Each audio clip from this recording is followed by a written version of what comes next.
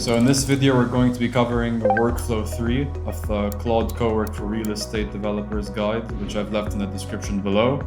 Essentially, it covers modeling and limited partner outreach for your processes. So essentially, let's say you've got a deal under contract, the clock is ticking, due diligence is running, and now you need to build out your capital stack. You open Excel and you and your analysts start modeling senior debt at current rates, putting together the data from various documents, and your analysts are tying them up together on Excel, which takes countless hours when you should be spending that on due diligence, investor relations, and deal sourcing.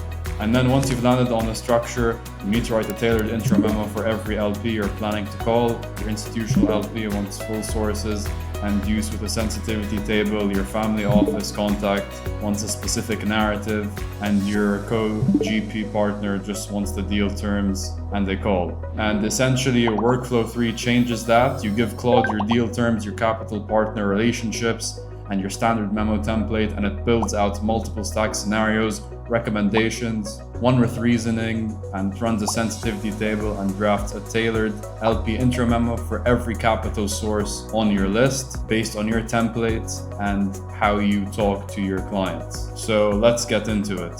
So once you open up the Notion guide, which I'll leave in the description below, you'll want to scroll to workflow number 3, which is the capital stack modeling and LP outreach memos. And this takes deal terms and your capital partner relationships and drafts limited partner intro memos per capital source. So in your folder, which you want Claude Cowork to interact with, you'll want your deal underwriting summary documents, your partner relationship matrices or lists, and your firm's limited partner intro memo templates. And this is the prompt that I provided in this guide here. So I informed Claude to be a capital markets associate at a real estate development firm, build capital stack scenarios for this deal, and draft limited partner intro memos for the best fit capital sources. And here in the deal terms, as you can see, I have all of the criteria. So total project cost, project stabilized NOI, my specific hold period, targeted unlevered internal rate of return, equity multiple, and so on, and capital partner matrix, everything you need. And then I have what I want Claude to produce, so 3 to 5 capital stack scenarios with full sources and uses, recommended stack with reasoning, sensitivity table, and per LP intro memos. And at the end here, I told it to match every scenario to current market terms and to flag any assumptions that are over 90 days old. Okay, so now I copied and pasted the filled in prompt in the Cowork tab. So you'll want to click this tab here and click on New Task. And you'll want to make sure it's connected to the actual folder. So you're going to click Add Folder and just attach the associated folder and click Open, make sure it's connected. As you can see here, mine is connected right here with the LP memo materials. Just going to double check it's connected. Okay, now that it's connected, it's going to start up and start working, and in the top right hand corner you can track Claude Cowork's progress to see what it's doing. This is going to take at least 5 to 10 minutes depending on how much information you fed Claude Cowork, so be patient for it to cook up its magic, and let's see what it produces. So after Claude Cowork was running for about 5 to 10 minutes, it produced a ready to use and send Google Docs form, which you can convert into a PDF or convert it into a presentation. And always make sure you or your analysts check this before sending over to any partners or clients. AI isn't perfect yet, and it always needs human judgment. So based on our filled in prompt, this is what it produced. So in the Claude Cowork chat, it just gives you a brief overview of what is in the actual Google Docs document. So it gives you section 1, what's in it, Section 2, Section 3 sensitivity table, 4 to 8 LP memos. But let's actually look at what Claude Code produced in its Google Doc. So if we go over to this tab, we have our cover letter here with the company name and subheading of what it's about, so capital stack analysis, and LP intro memos with the date and number of units in this project in the Southeast US market, with total project cost and the investment period. And you can also put your name here, and you can customize this document /PDF to your own company's image and branding using Claude as well, but that's I'll teach you how to do that in another video. So section 1 here, we have the capital stack scenarios. So 5 scenarios here are modeled against constant total project costs of $42 million, and general partners co-invest for around $2.5 million. And here in the scenario overview, you have a table with 5 column scenarios: senior debt, preferred equity, LP equity, DSCRs for year 1 and year 3, and the status here. So for example, in scenario 1, the agency clean rec, the senior debt is about 27.3 million, preferred equity none, LP equity required 12.2 million, and the multiples for DSCR year 1 and year 3, and its status as well. So here it's recommended, and on the others it will flag to say no, it's not good, it was rejected. So for scenario 2 also, it says it's rejected because it doesn't look great or it needs to be revised.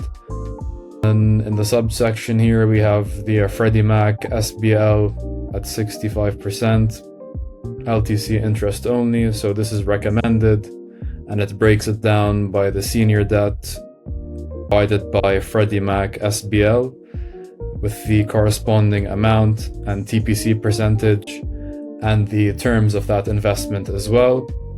Your investors and partner are in a nice clean table here. It needs to be white, but you can easily change that. And you have the metrics here, so you have the annual IO payment of around 1.6 per year, value multiple as well, and with notes as well. So you have loan amount, LP equity required, and debt payoff. Same here for scenario 2 with the providers, amount, and terms, with the metrics as well. And the same for scenario 3. Scenario 4. Before you have the agency at 65% LTC plus preferred equity breakdown as well. So you have all of that laid out clearly with the preferred metrics and the values. So scenario 5 here is the worst one. So if we go back to the summary, scenario overview, scenario 1 looks like the best one to go with, and it just breaks it all down in the different tables, which is really neat.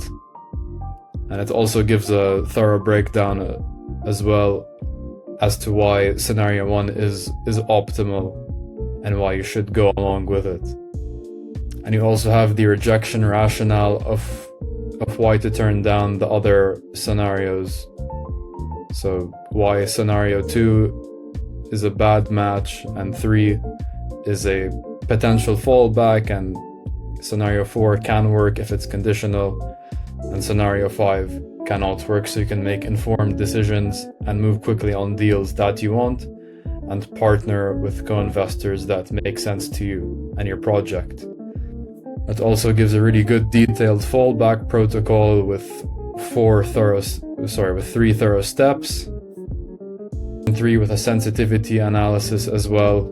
So this is tested against scenario 1's capital structure, with base case metrics for general partners, underwriting models, and so on. So you have the different scenarios with net operating income stress and the NOI percentage, holding period, exit, LP levered, internal rate of return, LPEMs, and flag. So this is the best case here. Extended hold as well. Observations, so you and your analyst can make informed decisions.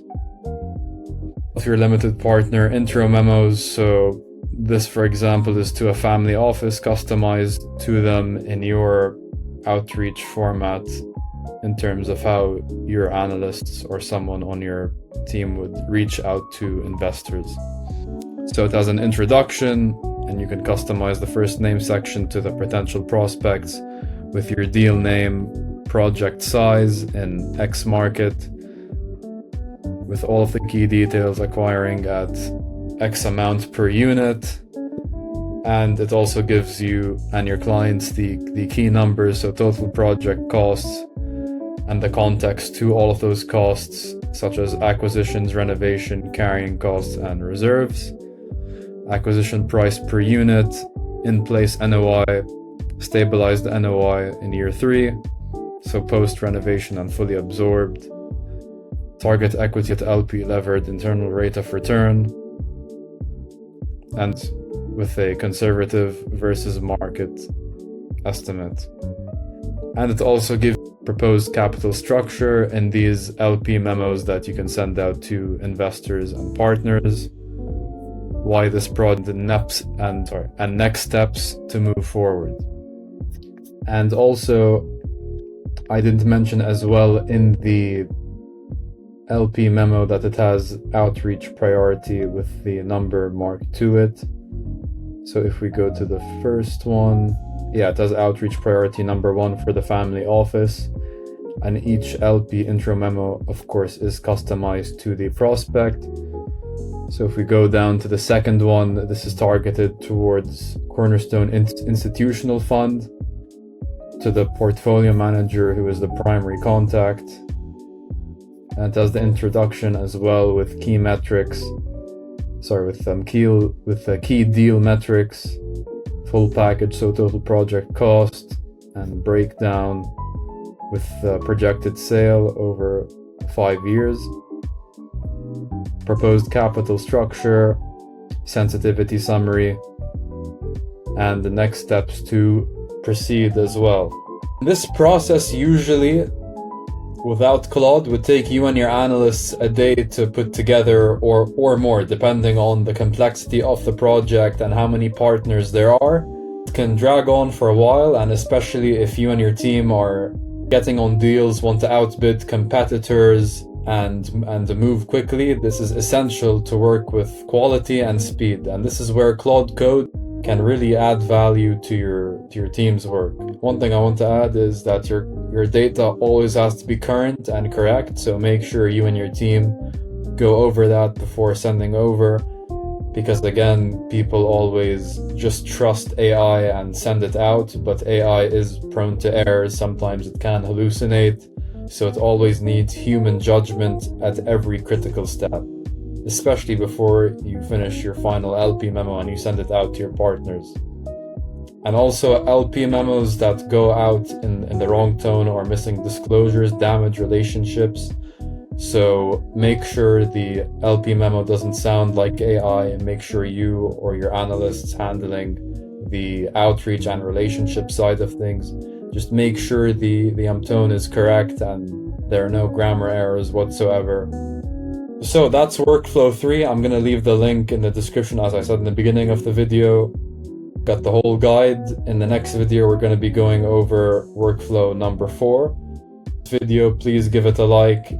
And if you just want to talk and get to know me, off my LinkedIn in my bio and my calendar link if you just want to learn about this and see how it can help. See you soon, and have a great day ahead.